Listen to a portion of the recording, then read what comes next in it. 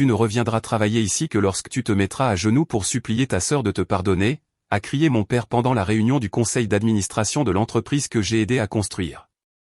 J'ai simplement répondu, d'accord, et j'ai remis ma lettre de démission. 3 jours plus tard, les clients ont commencé à résilier leur contrat en masse. Je m'appelle Blair et j'ai 27 ans. Il y a 4 ans, le petit cabinet de conseil de mon père perdait de l'argent plus vite qu'un bateau qui fuit. Fraîchement diplômé de la Harvard Business School, j'aurais pu accepter n'importe quel poste lucratif à Boston ou à New York. Au lieu de cela, je suis rentré à la maison pour sauver l'entreprise familiale, car c'est ce que font les bonnes filles, n'est-ce pas? Je me suis lancé à corps perdu dans la transformation de la petite entreprise de 2 personnes de mon père en quelque chose de substantiel. Pendant que mes camarades de classe gravissaient les échelons dans des entreprises prestigieuses, je faisais du démarchage téléphonique auprès de clients potentiels depuis un bureau exigu au-dessus d'une boulangerie. L'odeur du pain frais est devenue mon parfum alors que je présentais nos services à quiconque voulait bien m'écouter. J'ai décroché notre premier client majeur en 3 mois. Une start-up technologique qui avait besoin d'une stratégie de développement commercial complète. Puis est venue l'entreprise de fabrication cherchant à rationaliser ses opérations. Ensuite, la chaîne de vente au détail voulant se développer dans le commerce électronique. Un par un, j'ai bâti des relations qui allaient devenir le fondement de notre croissance. Les longues nuits se confondaient. J'arrivais à 7 heures du matin et je partais après minuit.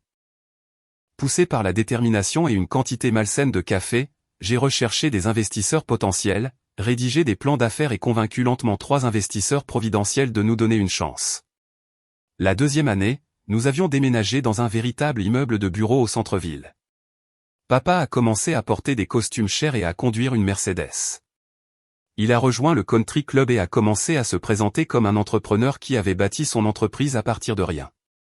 C'est drôle comme il a oublié la fille diplômée d'un MBA de Harvard qui avait réellement fait le travail. Pendant ce temps, ma petite sœur, Emma, se cherchait encore à l'université.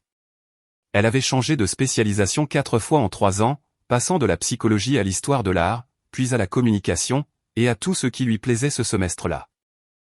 Papa disait toujours qu'elle explorait ses options, qu'elle prenait son temps pour découvrir sa passion. Quand Emma a finalement obtenu un diplôme en quelque chose appelé études interdisciplinaires, papa a annoncé qu'elle rejoindrait notre entreprise. Pas en tant que stagiaire, remarquez, mais en tant que membre à part entière de l'équipe avec un bureau d'anglais et un salaire qui m'a retourné l'estomac. Elle doit apprendre le métier, a-t-il expliqué lorsque j'ai remis en question la sagesse de cette décision. La famille doit rester soudée. J'aurais dû voir les signaux d'alarme à ce moment-là, mais j'ai été assez naïf pour croire que le travail acharné et les résultats parleraient d'eux-mêmes. Le premier jour de travail d'Emma, c'était comme regarder un bambin essayer de pratiquer une chirurgie du cerveau. Elle est arrivée à 10h30, avec 2h30 de retard, tenant une tasse de café de marque et ayant l'air vraiment surprise que des gens l'attendaient. « Désolée », a-t-elle dit, sans avoir l'air désolée du tout.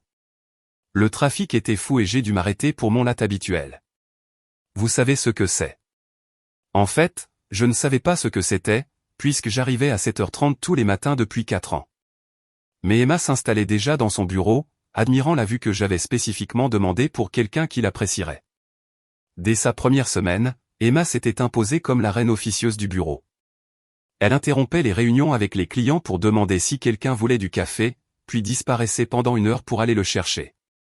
Elle réattribuait des tâches à d'autres employés sans comprendre en quoi consistaient réellement ces tâches. Maria, a-t-elle dit à notre coordinatrice comptable un mardi matin, j'ai besoin que tu gères le rapport Jenkins différemment. Rends-le plus coloré. Maria, qui préparait des analyses financières depuis 15 ans, a regardé Emma avec une horreur à peine dissimulée. Coloré? Tu sais, mets-y un peu de peps, rends-le amusant à lire.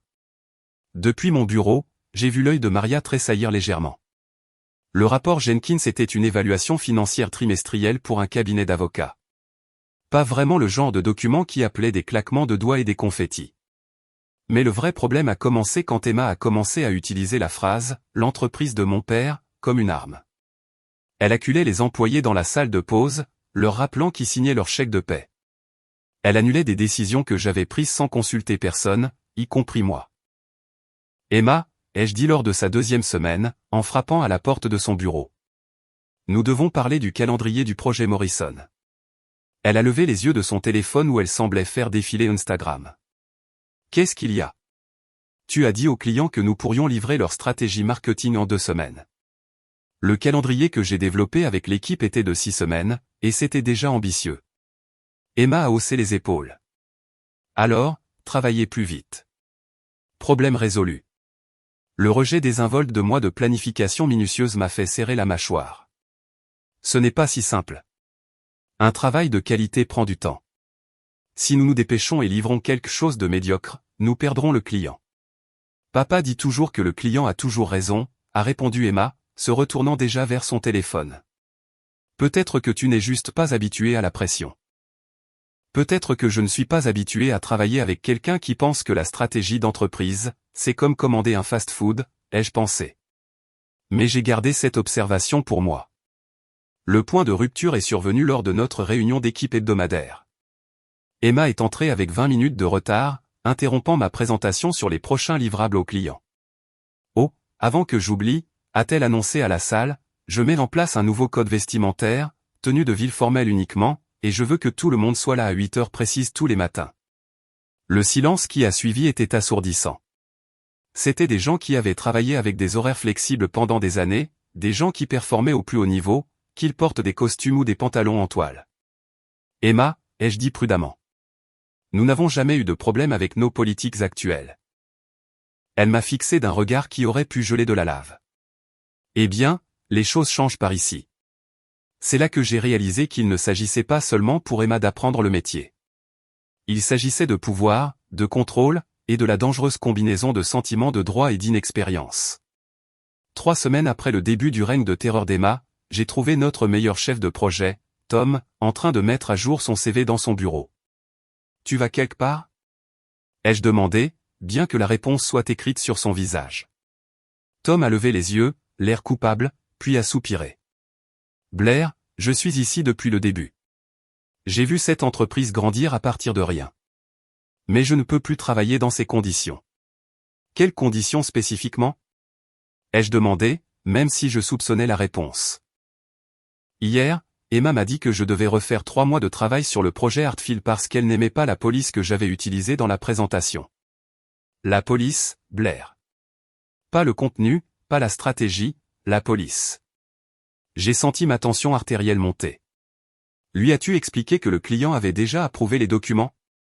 J'ai essayé, elle a dit, et je cite, « Je me fiche de ce que le client a approuvé. C'est moi qui suis en charge de ce projet maintenant, et je veux que ce soit fait à ma façon. » Tom a fermé son ordinateur portable avec un claquement définitif. J'ai des enfants à nourrir et une hypothèque à payer. Je ne peux pas me permettre de travailler pour quelqu'un qui change de direction en fonction de son humeur. C'était exactement ce que j'avais craint. Tom n'était pas n'importe quel employé. C'était le genre de personne qui rendait notre entreprise fiable, professionnelle, digne de confiance. Le perdre serait dévastateur. Donne-moi une chance de régler ça, ai-je dit. Ne prends aucune décision pour l'instant. J'ai marché droit vers le bureau d'Emma où je l'ai trouvée en train de redécorer. Elle avait remplacé les œuvres d'art professionnelles par des affiches de motivation avec des chats et des arcs-en-ciel. Emma, nous devons discuter de ton approche de management. Elle a à peine levé les yeux en accrochant une affiche qui disait « Tiens bon », avec un chaton suspendu à une branche d'arbre. Qu'est-ce qu'il y a ? Tom envisage de démissionner parce que tu lui demandes de refaire un travail parfaitement bon pour des raisons arbitraires. Tom doit apprendre que j'ai des standards, a répondu Emma, reculant pour admirer son œuvre. Cette entreprise était trop décontractée avant mon arrivée. Cette entreprise était rentable et efficace avant ton arrivée, ai-je corrigé. Nos employés restaient tard quand c'était nécessaire et livraient un travail exceptionnel parce qu'ils se sentaient respectés et valorisés. Emma s'est tournée pour me faire face, les mains sur les hanches. Es-tu en train de remettre en question mon jugement ? Je remets en question tes méthodes. Tu ne peux pas traiter des professionnels expérimentés comme des étudiants de première année qui ont besoin d'être micromanagés. Ces gens travaillent pour notre famille, a dit Emma, sa voix s'élevant. Ils devraient être reconnaissants d'avoir un emploi et faire tout ce qu'on leur demande. Et voilà, la différence fondamentale entre la façon dont Emma et moi voyons nos employés. Pour moi, ils étaient des coéquipiers, des collègues, de précieux contributeurs à notre succès commun. Pour Emma, ils étaient des serviteurs qui nous devaient obéissance. Ce n'est pas comme ça que le leadership fonctionne, Emma.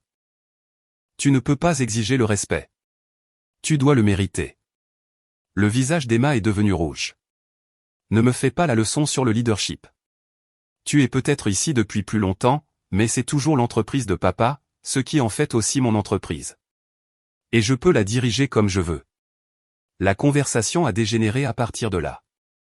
J'ai essayé d'expliquer les principes de base du management pendant qu'Emma insistait sur le fait qu'être le patron signifiait ne jamais avoir à expliquer ou à justifier ses décisions. Au moment où j'ai quitté son bureau, je savais que la situation se dirigeait vers un désastre, mais je n'avais aucune idée de la rapidité avec laquelle ce désastre arriverait. Le lendemain matin, je suis arrivé au bureau pour trouver la porte d'Emma fermée et le bruit de sanglots étouffés venant de l'intérieur. J'ai hésité à aller voir.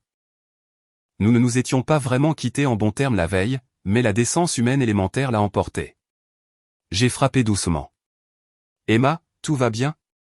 Les sanglots se sont arrêtés brusquement. Va-t'en. J'entre, ai-je dit en tournant la poignée. J'ai trouvé Emma affalée sur son bureau.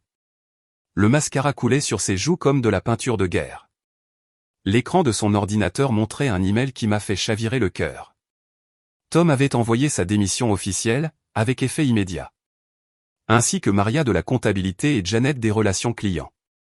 3 de nos personnes les plus expérimentées parties en une matinée. C'est entièrement de ta faute, a hurlé Emma, pointant un doigt accusateur vers moi. Tu les as montés contre moi. Emma, je n'ai jamais parlé à aucun d'entre eux de notre conversation d'hier. Tu n'as pas eu besoin. Ils ont pu voir que tu ne me soutenais pas. Ils pensent que je suis incompétente parce que tu as sapé mon autorité. J'ai pris une profonde inspiration, choisissant mes mots avec soin. Peut-être que nous devrions en discuter avec papa, avoir son point de vue sur la façon d'avancer. Les larmes d'Emma se sont taries instantanément, remplacées par quelque chose de calculateur et de froid. Oui, a-t-elle dit en attrapant son téléphone. Appelons papa tout de suite. J'aurais dû reconnaître le piège. J'aurais dû réaliser qu'Emma avait appris il y a longtemps comment utiliser les larmes et la loyauté familiale comme des armes. Mais je partais de l'hypothèse naïve que papa voudrait protéger l'entreprise que nous avions construite ensemble. 20 minutes plus tard, papa traversait notre bureau avec l'expression sombre d'un homme se préparant au combat. Il a à peine remarqué le chaos qui l'entourait. Des employés chuchotant dans les coins, des bureaux vides où Tom et les autres travaillaient, l'atmosphère générale d'un lieu de travail en implosion. Salle de conférence, a-t-il aboyé. Vous deux, maintenant. Emma le suivait, ses larmes complètement disparues, remplacées par l'expression suffisante de quelqu'un qui savait qu'elle allait gagner. Je suis entré dans cette salle de conférence en pensant que j'allais avoir une discussion rationnelle sur les meilleures pratiques de management.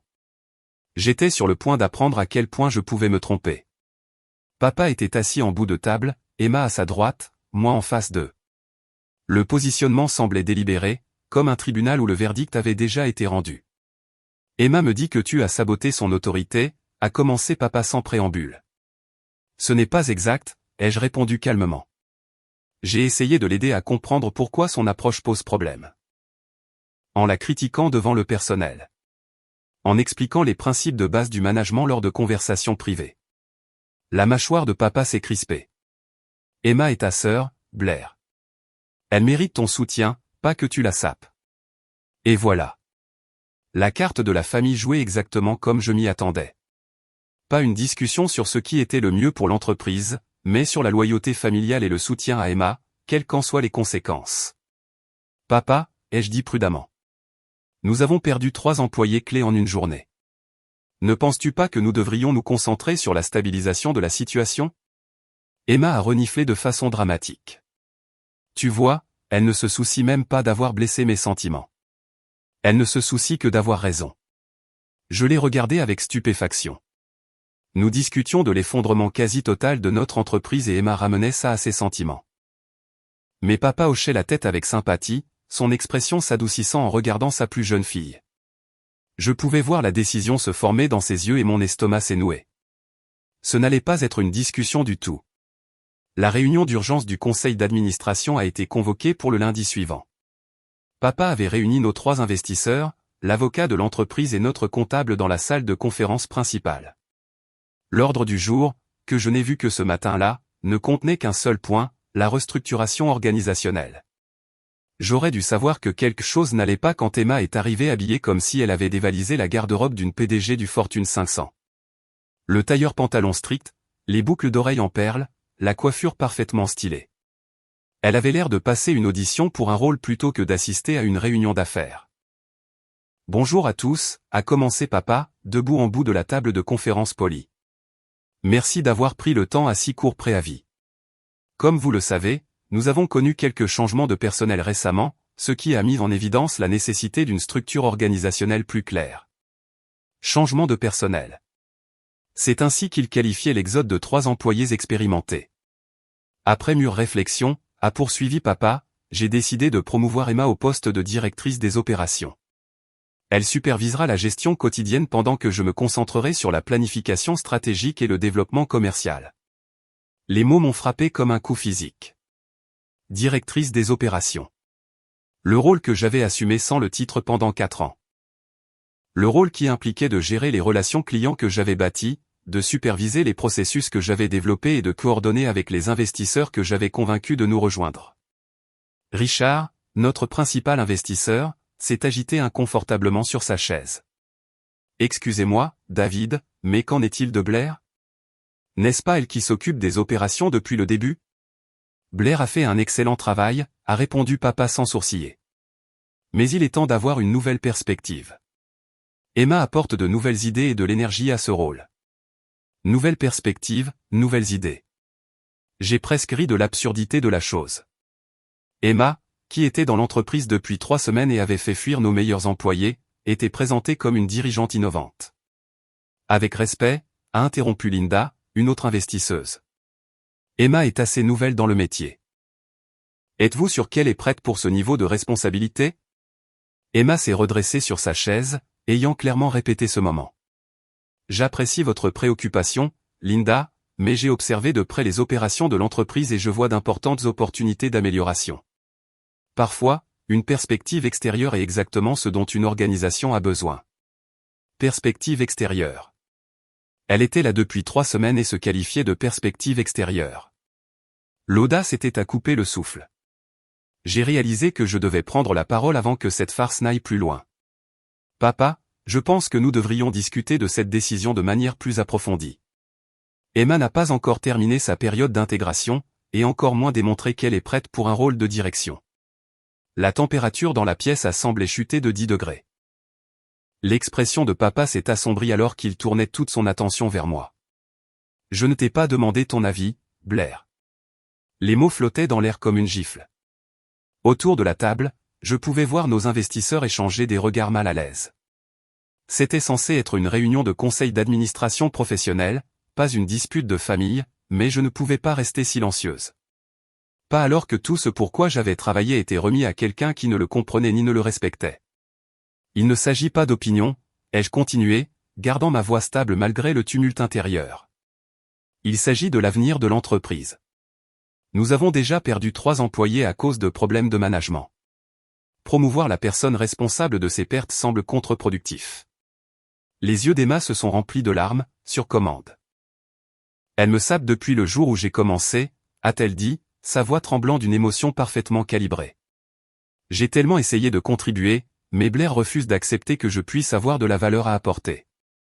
Et voilà, le coup de maître. Emma s'était positionnée en victime et moi en méchante.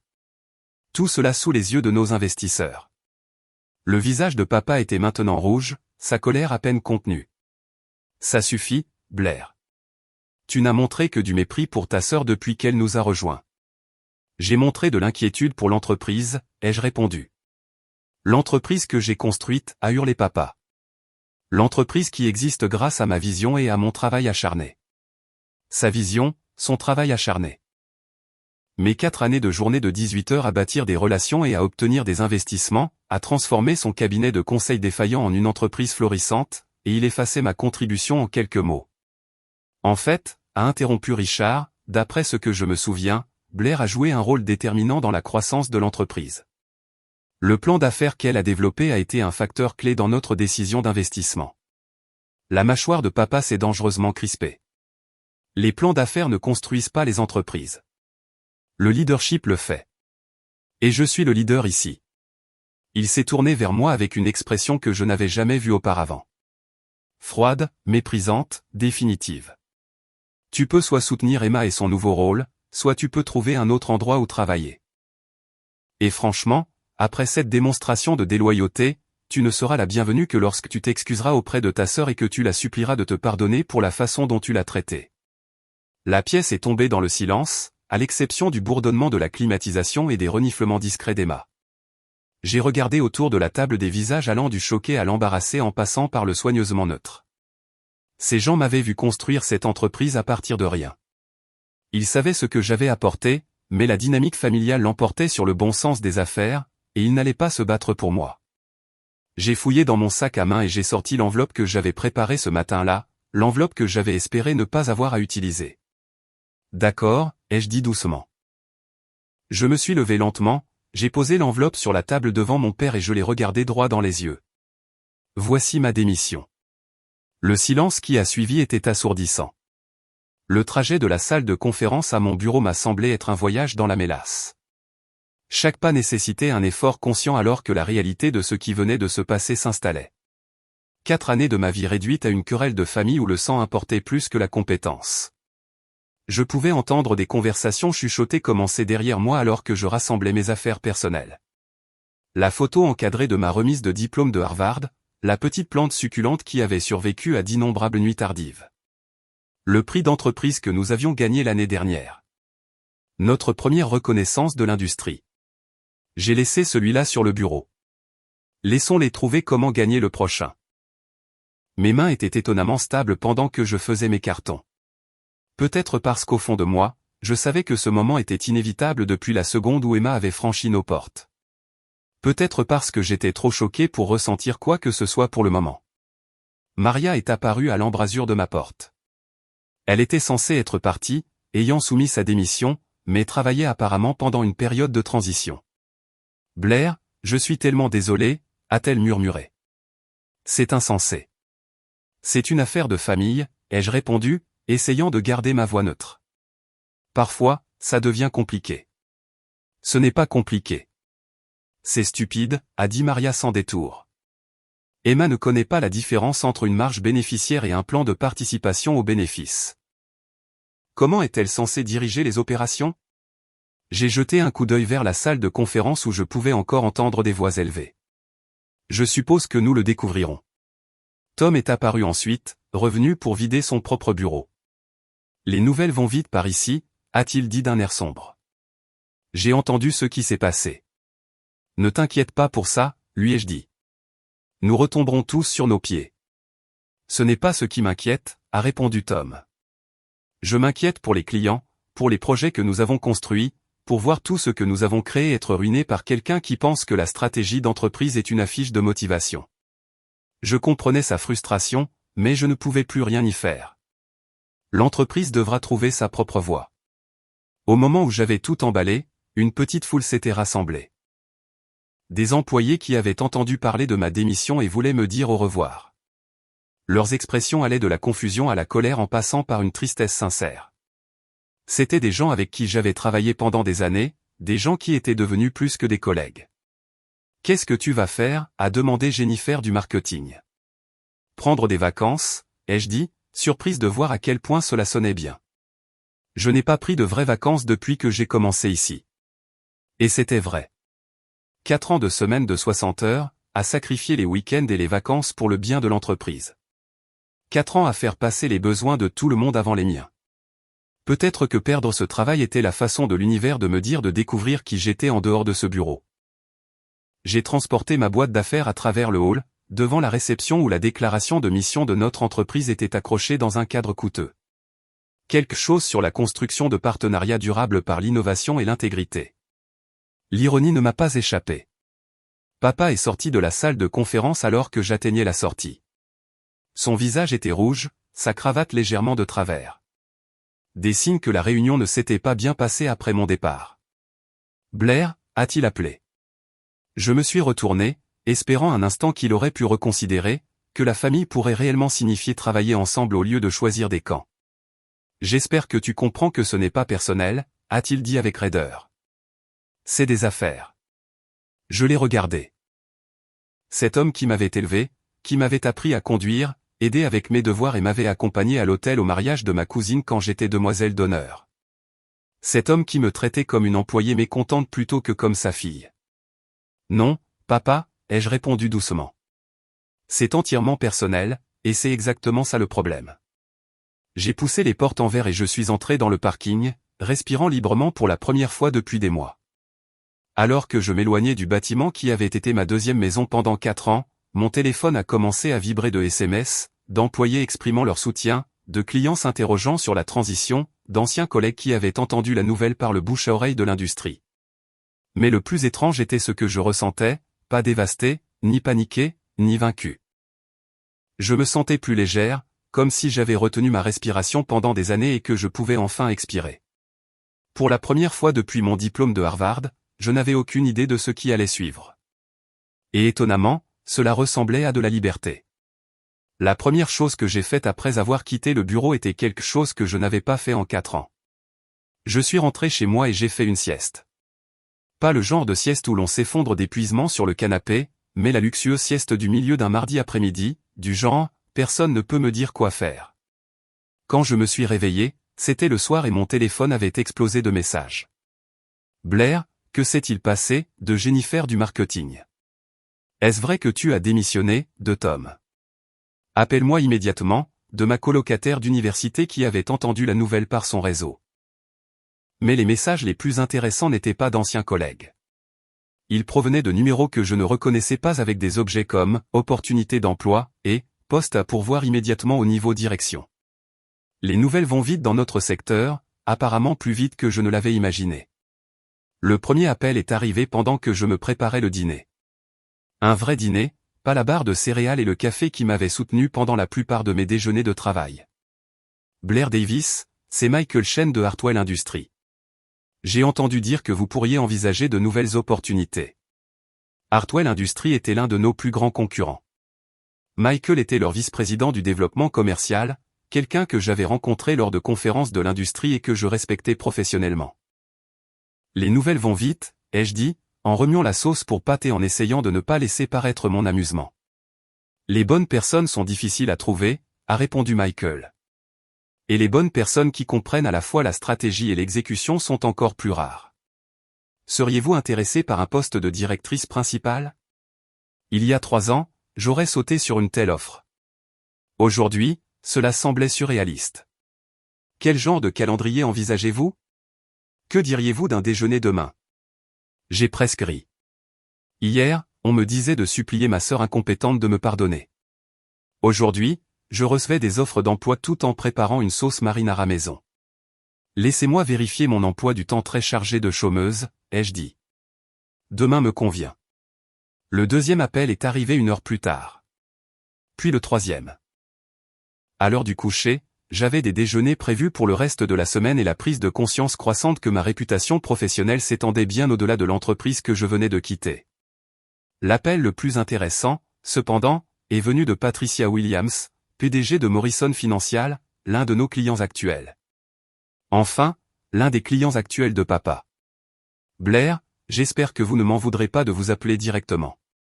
Richard m'a donné votre numéro. Richard, notre investisseur, jouait apparemment les entremetteurs maintenant. J'ai entendu parler de votre départ de Davis Consulting, a poursuivi Patricia. Pour être honnête, cela m'inquiète pour notre projet en cours. J'ai choisi mes mots avec soin. Je suis sûr qu'Emma sera en mesure de poursuivre le travail que nous avons commencé. La pause qui a suivi en disait long. Emma, c'est la jeune femme qui a demandé si nous pouvions rendre nos rapports trimestriels plus amusants à lire. Ce serait Emma, oui. Une autre pause. Blair, j'aimerais discuter de quelque chose avec vous. Morrison Financial étend sa division de conseil interne. Nous recherchons quelqu'un pour diriger le département. Quelqu'un avec votre expertise particulière. Mon expertise particulière. C'était bon de voir quelqu'un reconnaître ce que c'était réellement. Je serais très intéressé d'en savoir plus, ai-je dit. Excellent. Êtes-vous libre vendredi après-midi? En raccrochant le téléphone, j'ai réalisé quelque chose qui m'a fait sourire pour la première fois depuis des semaines. Tous ces gens qui m'appelaient. Ils ne le faisaient pas par charité ou par obligation familiale. Ils appelaient parce qu'ils appréciaient mon travail, mes compétences, mon jugement. Quelle idée nouvelle! Que pensez-vous qu'il va se passer ensuite? Laissez vos prédictions dans les commentaires ci-dessous. Et n'oubliez pas de cliquer sur le bouton « J'aime » si vous avez déjà découvert votre valeur lorsque d'autres ne pouvaient pas la voir. Les appels de ma famille ont commencé le 3e jour de mes vacances improvisées. J'étais assise sur une plage de Cap Cod, lisant un vrai livre pour le plaisir tout en sirotant un café que quelqu'un d'autre avait préparé, quand mon téléphone a sonné. Le numéro de papa est apparu à l'écran. Je l'ai laissé aller à la messagerie vocale. Puis Emma a appelé, messagerie vocale aussi. Puis maman a appelé, ce qui m'a surprise car elle s'impliquait rarement dans les affaires. Son message vocal était bref. Blair, ma chérie, s'il te plaît, appelle à la maison. Il y a eu une certaine confusion au bureau. Confusion. C'était une façon de le dire. J'ai supprimé tous les messages sans les écouter et j'ai commandé un autre café. Le lendemain matin, un SMS d'Emma est arrivé. Blair, s'il te plaît, appelle-moi. Tout s'effondre. J'étais légèrement curieuse de savoir ce que « tout s'effondre » signifiait, mais pas assez curieuse pour interrompre mes premières vraies vacances en 4 ans. J'ai découvert que dormir jusqu'à 9 heures du matin était absolument délicieux et que lire des romans en prenant un petit déjeuner que l'on n'avait pas à engloutir en 5 minutes était pratiquement thérapeutique. Le 5e jour, Emma a appelé 6 fois en 2 heures. Au 6e appel, j'ai finalement répondu. Qu'est-ce qui est si urgent, Emma? Blair, Dieu merci. Écoute, je sais que nous ne nous sommes pas quittés en bons termes, mais j'ai vraiment besoin de ton aide. L'ironie était si épaisse que j'aurais pu l'étaler sur du pain grillé. Mon aide pourquoi exactement? Le projet Morrison Financial est complètement confus. Patricia Williams n'arrête pas de poser des questions que je ne comprends pas. Et quand j'essaie d'expliquer notre stratégie, elle me regarde comme si je parlais une langue étrangère. Peut-être parce que le conseil en stratégie est en fait un ensemble de compétences spécialisées, ai-je suggéré utilement. Blair, s'il te plaît, ne sois pas sarcastique en ce moment. C'est sérieux. Oh, maintenant c'était sérieux. Pas quand elle traitait nos employés comme des serviteurs. Pas quand elle apportait des changements arbitraires à des processus établis, mais maintenant qu'elle faisait face aux conséquences. Emma, que veux-tu exactement de moi? J'ai besoin que tu appelles Patricia et que tu arranges les choses. Explique qu'il y a eu une période de transition, mais que tout est sous contrôle. Mais tout n'est pas sous contrôle, n'est-ce pas? Silence à l'autre bout du fil. Emma, le contrat Hartwell a été annulé hier, a-t-elle dit d'une petite voix. Et Genin & Associates demande un remboursement complet de leur avance. J'ai ressenti une petite pointe de satisfaction, ce qui faisait probablement de moi une personne horrible, mais c'était là. Qu'a dit papa à ce sujet? Papa est. Il n'est pas content. Il dit que c'est ma responsabilité de régler ça puisque je suis la directrice des opérations maintenant. Alors, papa sacrifiait Emma, tout comme il m'avait sacrifié. La loyauté familiale n'allait pas si loin, apparemment. Je suis désolé que ce soit difficile pour toi, Emma, mais ce sont les conséquences naturelles des choix qui ont été faits. Blair, s'il te plaît. Je sais que j'ai tout gâché. Je sais que je suis arrivé en force et que je n'ai pas écouté les personnes expérimentées, mais je peux apprendre. Je peux faire mieux. Pour la première fois depuis le début de ce bazar, Emma semblait vraiment humble. Pas manipulatrice ou calculatrice, juste effrayée et dépassée. Je crois que tu peux apprendre, ai-je dit honnêtement. Mais je ne reviendrai pas pour régler cette situation. Qu'est-ce que je suis censé faire? Le désespoir dans sa voix était réel. J'ai réfléchi un instant. Malgré tout, Emma était toujours ma sœur. Je n'avais pas à la sauver, mais je n'avais pas non plus à la regarder se noyer. Il y a un livre qui s'appelle Comment se faire des amis de Dale Carnegie. Lis-le. Vraiment, lis-le. Ne le survole pas simplement. Ensuite, excuse-toi auprès de chaque employé qui est encore là.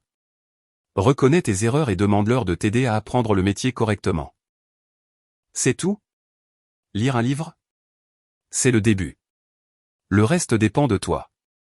J'ai raccroché avant qu'elle ne puisse argumenter, plaider ou essayer de me manipuler pour que je change d'avis. À la fin de ma première semaine de liberté, j'avais eu des déjeuners d'affaires avec 4 entreprises différentes et une conversation très intrigante avec Patricia Williams sur la direction de la nouvelle division de conseil de Morrison Financial. L'offre était tout ce que j'aurais pu espérer. Augmentation de salaire significative, participation au capital, autonomie complète sur le développement du département et un budget qui me permettrait de construire quelque chose à partir de rien, de la bonne manière. Nous observons votre travail depuis 3 ans, a expliqué Patricia lors d'un déjeuner dans un restaurant chic du centre-ville. Les stratégies que vous avez développées pour notre expansion de marché étaient brillantes. Nous aimerions intégrer ce type de réflexion en interne. Quel est le calendrier que vous envisagez? J'aimerais que vous commenciez dans 2 semaines si possible. Nous avons plusieurs projets qui bénéficieraient de votre attention immédiate. J'ai pensé à l'entreprise de papa, probablement en difficulté avec les défections de clients et la confusion des employés. J'ai pensé à Emma, essayant de comprendre dans quoi elle s'était embarquée. J'ai pensé à 4 ans de journée de 18 heures et de contributions non reconnues. J'accepte, ai-je dit. Patricia a souri et a levé son verre de vin. À de nouveaux départs. En effet. La nouvelle de mon nouveau poste s'est répandue dans notre secteur plus vite que les ragots dans une réunion d'anciens élèves de lycée. Le lundi matin, mon téléphone vibrait de félicitations d'anciens collègues, de clients et de concurrents qui avaient entendu parler du coup de maître de Morrison Financial. Cela a également entraîné une nouvelle série d'appels de plus en plus désespérés de la maison. Cette fois, c'était papa lui-même. Blair, nous devons parler. Bonjour à toi aussi, papa. Comment apprécies-tu l'expérience de la directrice des opérations? Une longue pause. Il y a eu quelques défis. Des défis comme la perte de clients majeurs? Blair, je sais que tu es en colère, mais nous sommes une famille. Nous pouvons sûrement trouver un arrangement. L'audace était à couper le souffle. Il y a 2 semaines, j'étais déloyal et je sapais l'autorité. Aujourd'hui, nous étions une famille qui devait trouver un arrangement. Quel genre d'arrangement avais-tu en tête, ai-je demandé, vraiment curieuse de son angle d'attaque. Peut-être que tu pourrais venir en tant que consultante. Aider Emma à se mettre à niveau. Nous pourrions discuter d'un tarif très compétitif. Une consultante? Il voulait m'engager en tant que prestataire externe pour réparer le gâchis que son favoritisme avait créé. Le même travail que je faisais en tant qu'employé, mais maintenant il paierait des tarifs premium pour cela. Papa, j'apprécie l'offre, mais j'ai accepté un poste chez Morrison Financial. Une autre pause, plus longue cette fois. Morrison Financial, mais ils sont l'un de nos clients. Ils étaient l'un de vos clients. Je commence en tant que leur vice-présidente du développement stratégique lundi. Je pouvais pratiquement entendre les rouages tourner dans sa tête alors qu'il traitait ce que cela signifiait. Morrison Financial n'aurait plus besoin de Davis Consulting. Ils auraient leur développement stratégique en interne maintenant. Blair, je pense que nous devrions en discuter en personne. Cela affecte toute la famille. Tu as absolument raison, ai-je convenu. Cela affecte toute la famille. Cela affecte la courbe d'apprentissage d'Emma, la base de clients de ton entreprise et ta réputation dans le secteur. Toutes les conséquences des décisions que tu as prises. J'essayais de donner à Emma une opportunité de grandir. Tu essayais de me rendre subordonné à elle sans tenir compte de la compétence, de l'expérience ou du bien de l'entreprise. Ce sont des choses très différentes. Pour une fois, papa n'a pas eu de réponse immédiate. Je te souhaite le meilleur, papa, et j'espère qu'Emma suivra mon conseil à propos de ce livre. Elle est assez intelligente pour s'en sortir si elle aborde la chose de la bonne manière. J'ai raccroché, me sentant plus légère que je ne l'avais été depuis des années. Mon premier jour chez Morrison Financial a été tout ce que le début d'un nouvel emploi devrait être, excitant, stimulant et rempli de gens qui voulaient vraiment que je sois là. Patricia m'a présenté mon équipe, 3 analystes brillants, un coordinateur de projet et un spécialiste de la recherche. Mon bureau donnait sur le port, était doté d'un budget pour l'expansion du département, et surtout, personne ne remettait en question mes décisions à cause de mon nom de famille. Votre premier projet, a expliqué Patricia, est de développer une stratégie d'entrée sur le marché pour notre expansion dans les investissements en énergie durable. Le calendrier est flexible, mais nous espérons des recommandations initiales d'ici 6 semaines. 6 semaines pour développer une stratégie complète pour un secteur de marché entièrement nouveau. C'était exactement le genre de défi que j'attendais. J'aurai besoin d'accéder à vos bases de données de recherche et d'environ 1 semaine pour me familiariser avec la structure actuelle de votre portefeuille, ai-je dit. C'est fait. Autre chose? Une autonomie complète sur la méthodologie et la gestion de l'équipe. Patricia a souri. C'est pour ça qu'on vous a embauché. 3 semaines après avoir pris mes nouvelles fonctions, je travaillais tard lorsque mon assistante a frappé à la porte de mon bureau. Mademoiselle Davis, il y a un appel pour vous de Davis Consulting. Dois-je prendre un message? Davis Consulting, l'entreprise de papa, appelons le département de développement stratégique de Morrison Financial. Je le prends, ai-je dit, curieuse malgré moi. Blair, c'est Tom. Tom, mon ancien chef de projet qui avait démissionné le 2e jour d'Emma. Tom, quelle surprise. Es-tu de retour chez papa? Temporairement. Emma a appelé et m'a demandé si j'envisagerais de revenir en tant que prestataire indépendant pour aider à stabiliser les choses. La situation est. Eh bien, elle est assez mauvaise. À quel point? Ils ont perdu environ 60% de leur clientèle. Emma essaie. Elle essaie vraiment, mais elle est dépassée. Ton père panique. J'ai ressenti une petite pointe de sympathie. Emma était peut-être gâtée et avait le sentiment que tout lui était dû, mais voir l'entreprise familiale s'effondrer ne devait pas être facile pour elle. Pourquoi m'appelles-tu, Tom? Parce que Morrison Financial était l'un de leurs plus gros comptes, et Emma sait qu'ils ne renouvelleront probablement pas leur contrat. Elle voulait que je demande s'il y a une possibilité que Morrison Financial envisage un accord de partenariat. Un accord de partenariat. Emma essayait réellement de résoudre des problèmes au lieu d'en créer. Peut-être qu'elle avait lu ce livre après tout. Quel genre de partenariat? Sous-traiter des projets spécifiques où l'expertise de Davis Consulting pourrait compléter les capacités internes de Morrison Financial. Ce n'était pas une mauvaise idée en fait. Il y avait certains domaines de niche où l'entreprise de papa avait de solides capacités et maintenir une certaine connexion pourrait bénéficier aux deux organisations. Tom, dit à Emma de préparer une proposition formelle. Incluez une ventilation détaillée de leurs capacités actuelles, les types de projets proposés et une évaluation réaliste de leurs capacités. Si cela a un sens commercial pour Morrison Financial, je l'envisagerai. Elle sera ravie d'entendre ça. Tom, assure-toi qu'elle comprenne qu'il s'agirait d'une relation d'affaires basée entièrement sur la valeur ajoutée. Aucune considération familiale, aucun traitement de faveur. S'ils ne peuvent pas livrer un travail de qualité à temps et dans les limites du budget, le partenariat prend fin. Compris. Après avoir raccroché, j'ai regardé les lumières du port et j'ai pensé à combien les choses avaient changé en 6 semaines. J'étais passé de la mendicité pour la reconnaissance dans l'entreprise de mon père à détenir le pouvoir de la sauver potentiellement. L'ironie était délicieuse. La proposition d'Emma est arrivée 2 jours plus tard, et je dois admettre que j'ai été impressionné. Elle était complète, réaliste et montrait un niveau de compréhension des affaires qu'elle ne possédait certainement pas 6 semaines auparavant. Elle avait identifié 3 domaines spécifiques où Davis Consulting pouvait fournir des services spécialisés aux clients de Morrison Financial, le développement de petites entreprises, la planification de la succession d'entreprises familiales et la conformité réglementaire pour les entreprises manufacturières de taille moyenne. La proposition comprenait des prix compétitifs, des livrables clairs et des évaluations honnêtes de leurs limites actuelles. Plus important encore, elle reconnaissait que tout partenariat serait basé sur la performance et soumis à un examen régulier.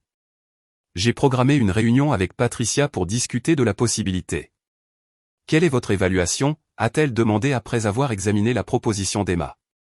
Professionnellement, c'est solide. Ils ont de l'expertise dans ces domaines, et leurs prix sont compétitifs. La qualité du travail a toujours été bonne lorsqu'elle est correctement gérée. Et personnellement? Personnellement, ce serait satisfaisant de voir si Emma a réellement appris de cette expérience. Patricia a haussé un sourcil. Vous envisagez de donner une bouée de sauvetage à l'entreprise de votre père après qu'il vous ait forcé à partir?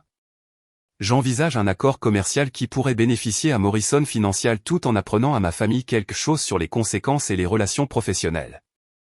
Quel genre de conditions envisagez-vous?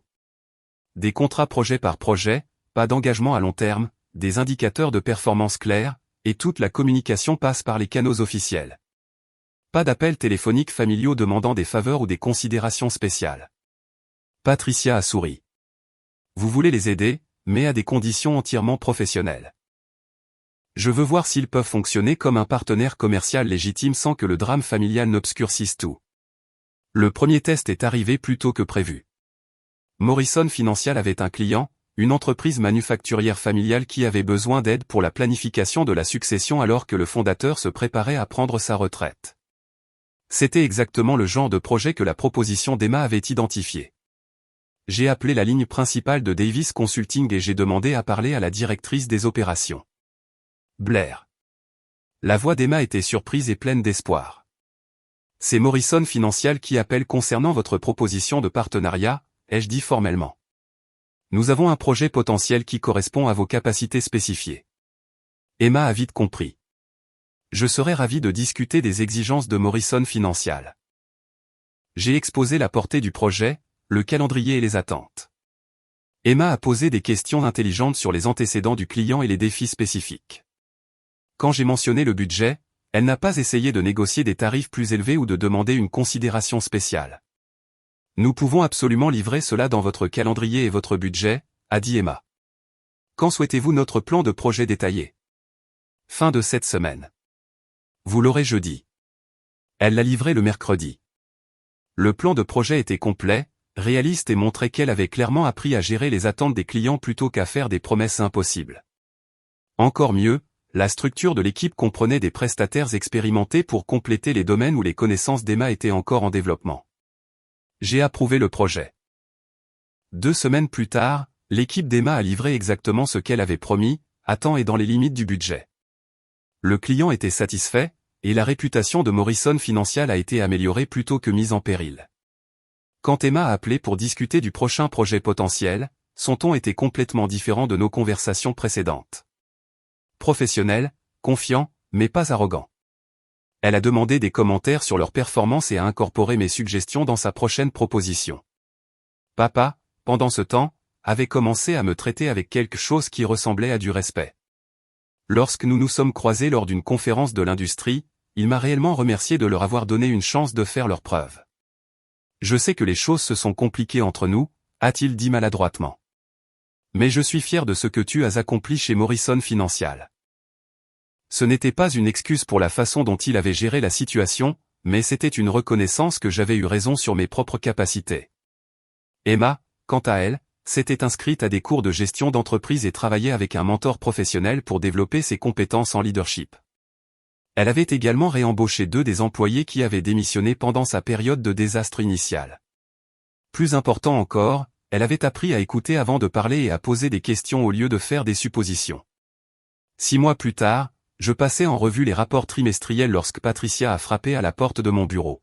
« Blair, avez-vous une minute ?»« Bien sûr. Comment puis-je vous aider ?» « En fait, je voulais discuter de la façon dont l'entreprise peut vous aider. » Elle s'est assise en face de mon bureau avec un sourire qui suggérait de bonnes nouvelles. Le conseil d'administration s'est réuni hier pour examiner la performance du département de développement stratégique. Je m'attendais à cette conversation. Notre département avait dépassé tous les indicateurs de performance, apporté 3 nouveaux clients majeurs et fait économiser à l'entreprise d'importants frais de conseil en gérant les projets en interne. Nous créons un nouveau poste, a poursuivi Patricia. Directrice de la stratégie. Il est assorti d'une augmentation de salaire significative, d'une participation au capital et d'un siège à notre comité de direction. Intéressée ? Directrice de la stratégie. Il y a 6 mois, on me disait de supplier ma sœur de me pardonner. Aujourd'hui, on m'offrait un poste de direction dans une entreprise de plusieurs millions de dollars. Je suis très intéressé, ai-je dit. Excellent. Nous ferons l'annonce officielle la semaine prochaine. Ce soir-là, j'ai appelé Emma pour l'informer de la promotion avant qu'elle ne la prenne par les canaux de l'industrie. Blair, c'est incroyable. Félicitations. Merci. Comment vont les choses de ton côté? Vraiment bien, en fait. Nous venons de signer un nouveau client, une start-up technologique qui a besoin d'un soutien complet en développement commercial. Papa m'a laissé gérer toute la négociation moi-même. Qu'est-ce que ça t'a fait? Terrifiant et incroyable en même temps. Mais j'ai réalisé quelque chose. J'aime vraiment ce travail quand je sais ce que je fais. Emma avait en effet appris sa leçon. Elle avait découvert que gagner le respect était plus satisfaisant que de l'exiger. Et que la compétence importait plus que les liens familiaux dans le monde des affaires. Emma, je suis fier de la façon dont tu as géré toute cette situation. Je n'aurais pas pu le faire sans tes conseils. Ce livre que tu m'as recommandé a tout changé pour moi. C'est toi qui as fait le travail. Je t'ai juste orienté vers la bonne ressource. Blair, je sais que je ne me suis jamais vraiment excusé pour la façon dont j'ai agi quand j'ai commencé. J'ai été horrible avec toi et avec tout le monde. Je suis désolé.